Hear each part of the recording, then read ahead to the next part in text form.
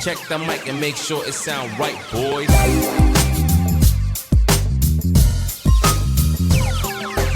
It sound right, boys.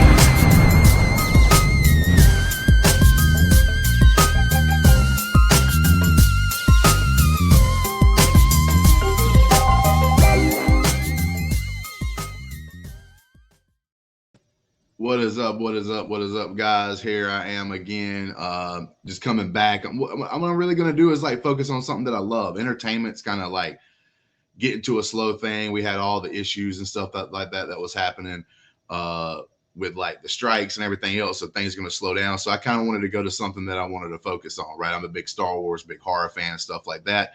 I'm going to be focusing on horror, and I'm going to start doing something called the Horror Corner, where I go through some old movies from like back in the day and go back and like kind of retro review those, but also get some of the newer ones as well. One of the ones that I started on because I was just kind of interested and kind of was like, hey, man, I'm going to give this movie a chance. And I threw it up there, was Five Nights at Freddy's. So my first one of these are going to be the Five Nights at Freddy's review, because like I said, I kind of just saw it on Peacock. It was there for streaming.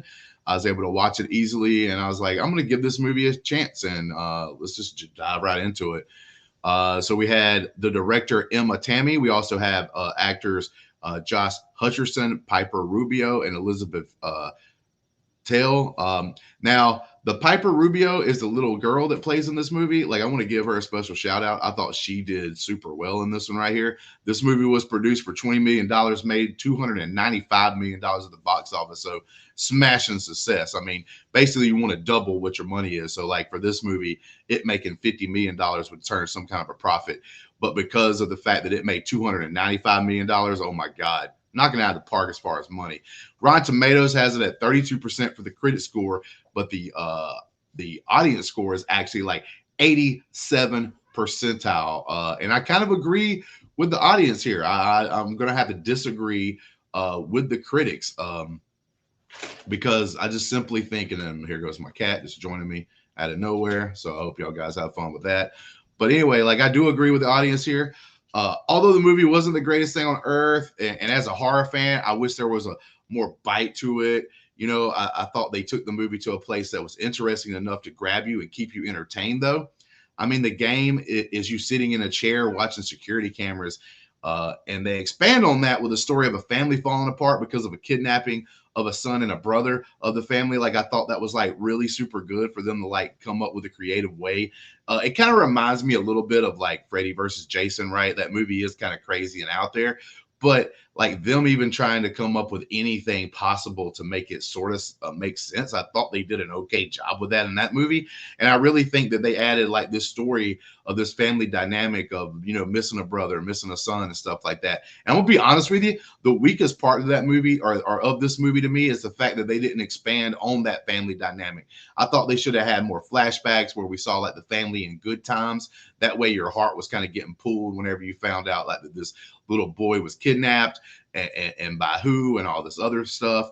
Like, I just really thought that like that was one of the things that they could have really truthfully 100% expanded upon when it comes to that. And yeah, I just thought that was like a kind of a misstep right there. Then another thing was the daughter of the killer, the cop. It's an okay addition. I just thought the actress, she did well enough for what she had and everything else, but there was a couple of things that didn't make sense to me when it comes to that character.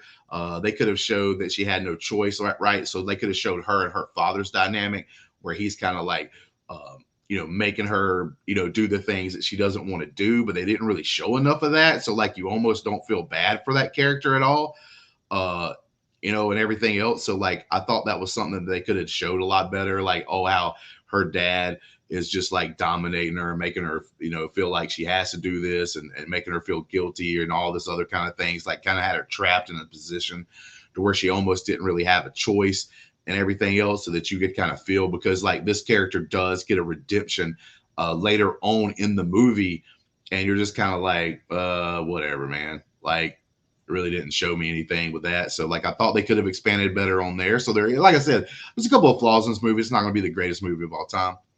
I can see why many fans found this a fun adaptation of the game.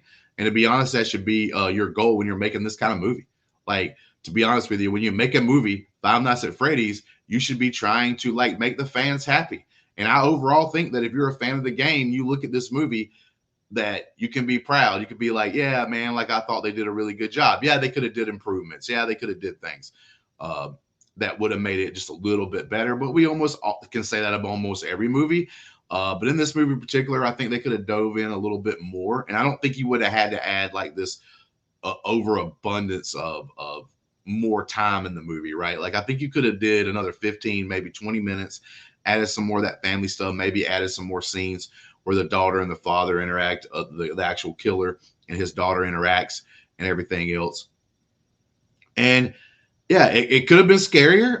It could have made they could have made that family dynamic, which I've said a couple of times, even more. And they could have done that. So that is why I give this movie a 6.5 out of 10. Above average. Had some good moments and kept me entertained more than I thought it would. Blumhouse just seems to always have success. It's amazing how good their studio is overall. I think they have succeeded with this one as well. I mean, obviously they did in the box office and made a lot of money, but I just don't.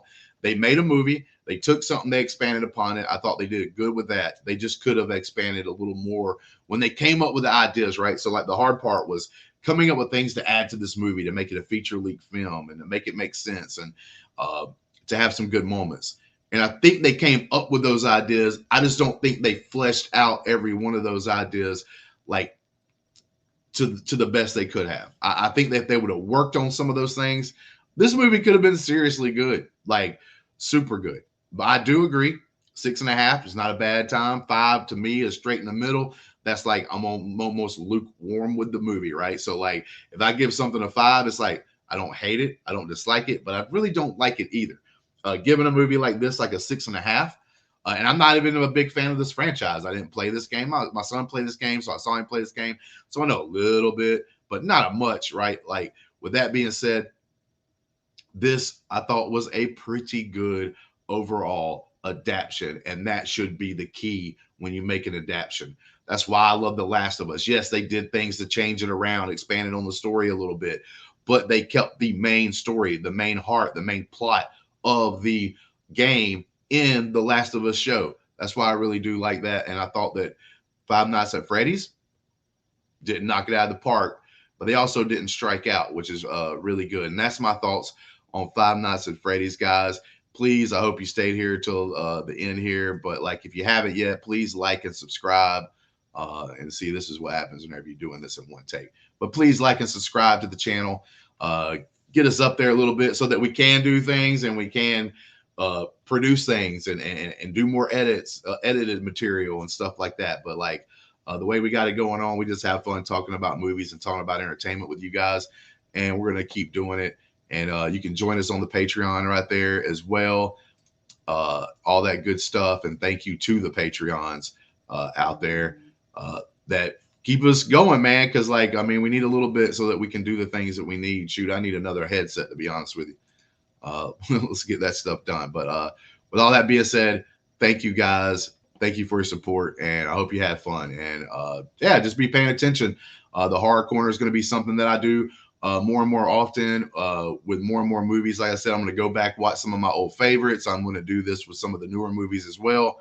And I love horror, so this is going to be something I'm going to do more on a regular basis. Give me a thumbs up if you like it. Leave me a comment down below on what you thought about Five Nights at Freddy's. And we'll talk about that maybe on my next review I do if we have some good comments. Until next time, peace.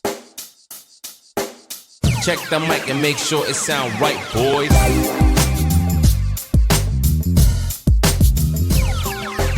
It sound right, boys.